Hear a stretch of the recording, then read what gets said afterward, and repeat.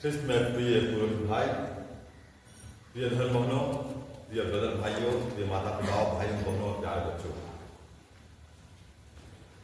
मैं एक वाक्य बोलूंगा, उसके पीछे आप लोग जोड़ेंगे, है ना?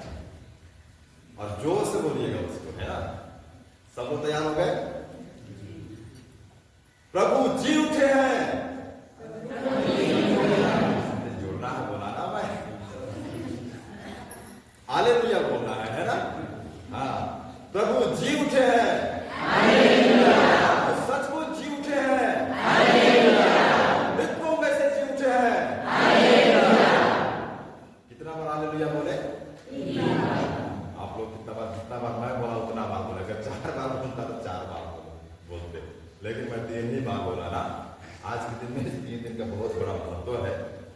और आप लोगों ने एक शब्द उच्चारण किया है, इसका वो शब्द है, जोर से बोलिए, hallelujah, hallelujah, hallelujah, hallelujah, hallelujah, hallelujah. तो मृतकों में से जी उठे हैं, हालेलुया। यहाँ पर बहुत जगह पर लिखा हुआ रहता है कि प्रभु सचमुच जी उठे, फिर बीच में हालेलुया डिजाइन से लिखा हुआ रहता है ना, वेद के पास, है ना? बहुत बढ़िया से लिखा हुआ रहता है। यहाँ पर लिखा हुआ नहीं है क्योंकि हम पास उतना कलाकार लोग नहीं लिखे हैं, लेकिन ये हम जानते हैं कि प्रभु सचमुच जी उठे हैं और उसका उत्तर हमने दिया है हालेलुया।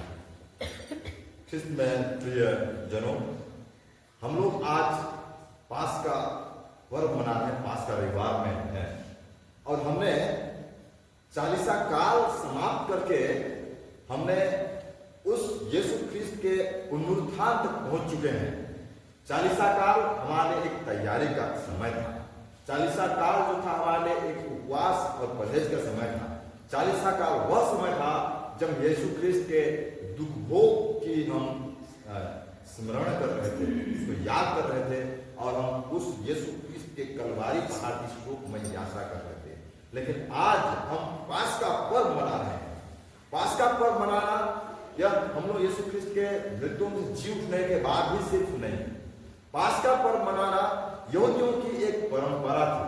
पास्का पर्व मनाना यहूदियों के लिए एक बहुत बड़ा त्योहार था, और वो त्योहार उनकी दासता की गुलामी से मुक्त होकर के प्रतिज्ञा देश पहुंचने का था, और उसी की याद में लोग पास्का पर्व मनाते हैं।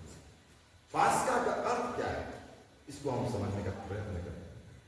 पास्का शब्द जो है वो पास से आता है। पास्का शब्द जो है वो पास शब्द से आता है। उसका अर्थ होता है पार होना। बहुत साधारण शब्द आता है, पार होना। कोई भी व्यक्ति यदि नदी नाला को पार किया तो उसी का अर्थ क्या है? पास्का है। अगर कोई भी व्यक्ति बहुत लंबी यात्रा तय करके गंतव्य स्थान पार किया तो उसको क्या बोलते हैं? पास्का बोलते हैं, है ना? अगर कोई बहुत बड़ी विघ्न बाधा को पार करके यदि वह सफलता को हासिल किया तो उसको क्या बोलेंगे? उसको भी पास्का बोलेंगे। तो प्रिय भाइयों बहनों, पास्का का अर्थ होता है पार करना। लेकिन यह पास्का का अर्थ प्रत्येक जन के लिए उसकी परिस्थिति के अनुसार अलग अलग हो सकता है, क्योंकि वो पार करता है। अलग अलग परिस्थिति में, अलग अलग समय में, अलग अलग चीजों को, अलग अलग स्थिति को वह पार करता है। वो साधारण रूप से पास्का का अर्थ है। यहूदियों ने एक विशेष समय में उन लोग ने अपने जीवन की सबसे बड़ी घटना को अंजाम दिया था, और उसका मुख्य प्रेरणा कौन था? प्रभु जी। और उन लोग पार किए थे। यहूदियों ने क्या चीज को पार किया था? इतिहास में निर्गमन ग्रंथ में हम पढ़ेंगे, यहूदियों ने किस चीज को पार किया था? लाल सागर को पार किया था। वो उनके लिए क्या था? पास्का। उन्होंने उस लाल सागर को पार करके प्रतिज्ञा देश पहुंचा था। वो उनके लिए क्या था? पास्का था। उन्होंने दासता की उस गुलामी से पार किया था, और उनका स्वर्ग का राष्ट्र वहां पर उन्होंने घोषित किया था। वह उनके लिए क्या था? सबसे बड़ा पास्का। आज वही पास्का पर्व को हम याद करते हैं और उसको जीवन में अंगीकार करते हैं। उस समय लोग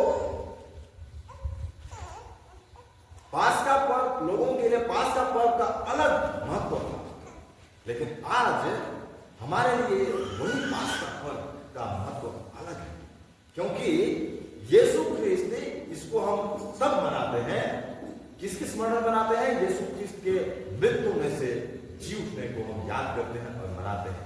इसका मतलब यीशु ख्रिस्त मृत्यु में से जी उठे, पाप को उन्होंने पराजित करके उन्होंने पुनर्जीवन को हासिल किया, अर्थात मृत्यु से जीवन की ओर अग्रसर होना को हम आज के दिन में याद करते हैं, और वही हम लोगों के सबसे बड़ा पास्का है। अगर यीशु ख्रिस्त मृत्यु में से जी नहीं उठते तो यह पास्का पर्व हम लोगों के लिए इतना महत्वपूर्ण नहीं होता, क्योंकि यीशु ख्रिस्त यदि मृत्यु में से नहीं जी उठते तो शायद हम आज यहाँ पर ख्रिस्तीय नहीं कर पाते। संत पौलुस कुरिन्थियों के नाम पहला पत्र में अध्याय 15 पद संख्या 14 में कहता है, यदि प्रभु मृत्यु में से जी नहीं उठते तो हम लोगों का विश्वास व्यर्थ है, हम लोगों का उपदेश देना, मेरा उपदेश देना व्यर्थ। इसका मतलब उन्होंने यीशु ख्रिस्त मृत्यु में से जीवन को प्राप्त किए हुए यीशु ख्रिस्त, उन्होंने पुनर्जीवित यीशु ख्रिस्त को उन्होंने जाना था, पहचाना था अपने दिव्य दृष्टि में, और इसीलिए उसके लिए यह करना उचित था। यदि यीशु ख्रिस्त मृत्यु में से नहीं जी उठे तो हम लोगों का विश्वास आज यीशु ख्रिस्त के पुनरुत्थान की घोषणा करना हम लोगों के लिए बहुत बड़ी सौभाग्य की बात है।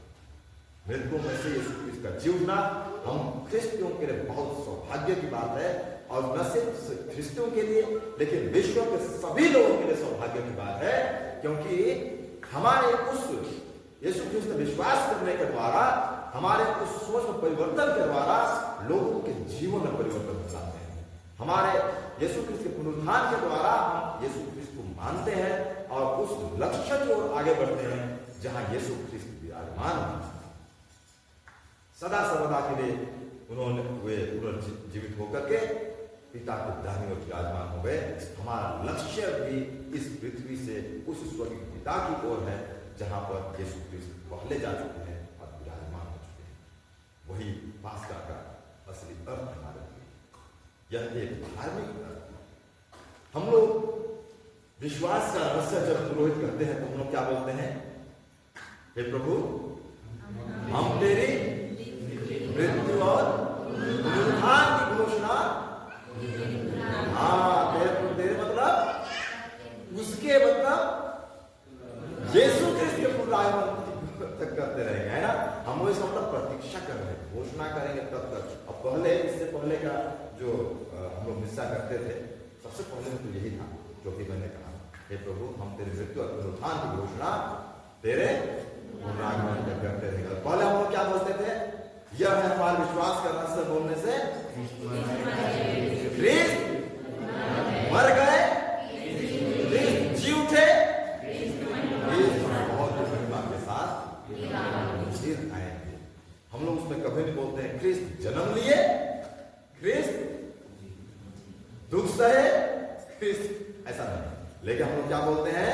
क्या बोल रहे थे? ख्रिस्त मर गए, ख्रिस्त जी उठे और ख्रिस्त महिमा के साथ आ गए। बहुत ही मजेदार शब्द, बहुत ही मजेदार वाक्य। ख्रिस्त मर गए, ख्रिस्त जी उठे, ख्रिस्त महिमा के साथ फिर आएंगे। मृत्यु और पुनरुत्थान की घोषणा करने वाले लोग। कल हमने यहाँ पर पवित्र जल की आशीष की है, अधिकांश लोग यहाँ आए थे, बहुत सारे कुछ लोग ले आए होंगे। उसमें उसका एक दूसरा रूप भी है। मैं सोचता हूँ हमारे फादर जी हैं, वो दूसरा को पढ़े और उसको आशीष किए। पास का मोमबत्ती के द्वारा उसका पवित्र जल की आशीष हुई। वास्तव में वह उसमें जो पहला हिस्सा है उसमें उसको 3 बार डुबा करके उसको जो है उसको पवित्र किया जाता है। यीशु की पवित्र जल, वो हम लोगों की याद, हम लोगों को बहुत बड़ी चीज की याद दिलाती है। और जिस समय हम लोग बपतिस्मा लेते हैं उसकी याद दिलाती है। बपतिस्मा में हम लोग क्या करते हैं? यीशु ख्रिस्त के नाम पर बपतिस्मा लेते हैं, उसके मृत्यु और पुनरुत्थान के सहभागी होते हैं, और उसको बोलते हैं ख्रिस्त मर गए, ख्रिस्त दफनाए गए और ख्रिस्त जी उठे। और वो हम लोगों के